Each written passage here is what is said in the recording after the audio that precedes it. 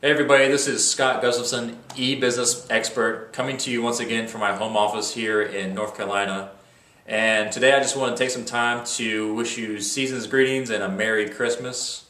For me, this time of year is epitomized in the comedy classic Scrooged.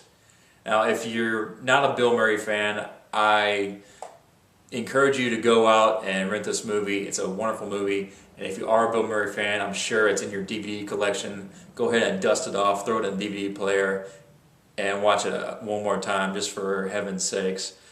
But this movie, Scrooged, is a new rendition of Charles Dickens' classic A Christmas Carol, where Bill Murray plays Frank Cross, a big-time executive who, because of a bad childhood, he just is absolutely turned off by every idea surrounding Christmas and Christmas time.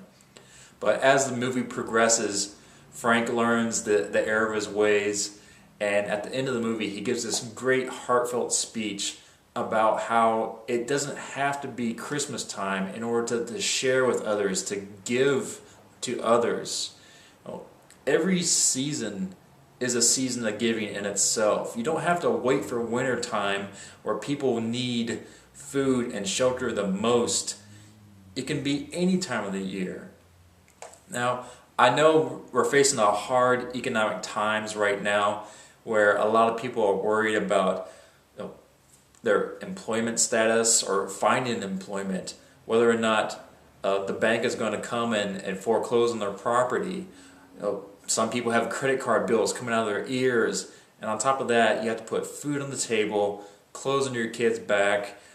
You even wonder whether or not the electricity is going to come on when you wake up tomorrow morning. And on top of all that, your children are expecting something underneath the tree when they wake up the morning of the 25th.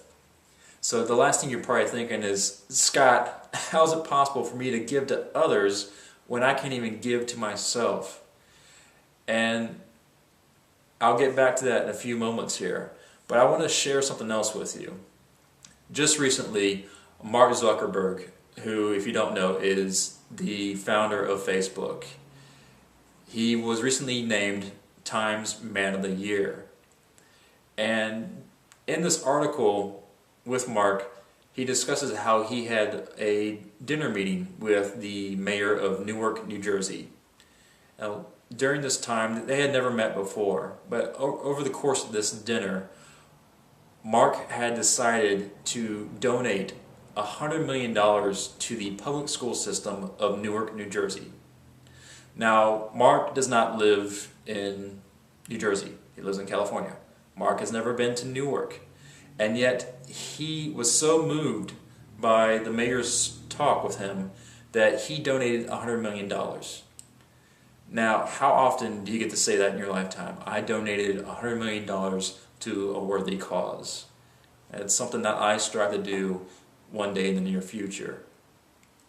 But Warren Buffett and Bill Gates were so moved by his pledge that they gave Mark a call and they asked him to join their inner circle, where they have decided to make a big pledge, a pact, so to speak, whereas they plan to donate half of their net worth in the future to various charities and organizations that intend to help others less fortunate. Now think about that for a second.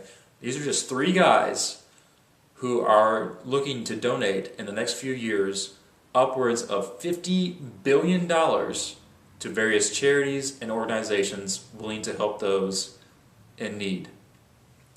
Now imagine if there were 10 times that many people willing to give 10 times that amount of money.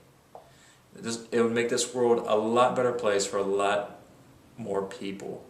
And I'm sure deep down inside of you, just like me, you want to do more for others. You always see others who are less fortunate than what you have, and you want to do more. You want to just give them more than a couple of bucks in your pocket, or an old blanket that you have, or just a hot meal that tied them over to the next day. It's built inside of us to always help others who are less fortunate than ourselves.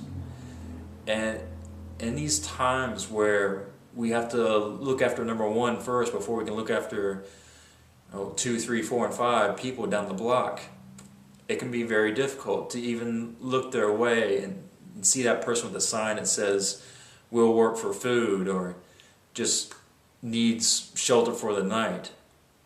I know it really pains me. And so during this season of giving, I ask you to try to do more. It doesn't have to be much. Some canned food, some extra clothes that you have. You can even donate your old car to Goodwill if you want to be that generous. But to really give you an idea of how you can help others who are in greater need than yourselves is by developing additional streams of income. There are so many opportunities in this country for us to build ourselves to be more than who we are now. You don't have to live paycheck to paycheck. You don't have to work for somebody for the rest of your life. There are so many different advantages out there that will allow you to not only take care of yourself, take care of your family, but also allow you to give back to your community and help those less fortunate. So if you're one of those people who wants to give more than what they have now, I implore you, go to my website, www.millionairelegacy.com. Take the time to view this website, and if you're serious about helping others, you first have to help yourself. And the only way to do that is to take action. So this is Scott Gustafson, e-business expert, wishing you a Merry Christmas and season's greetings. And I'll see you at the top.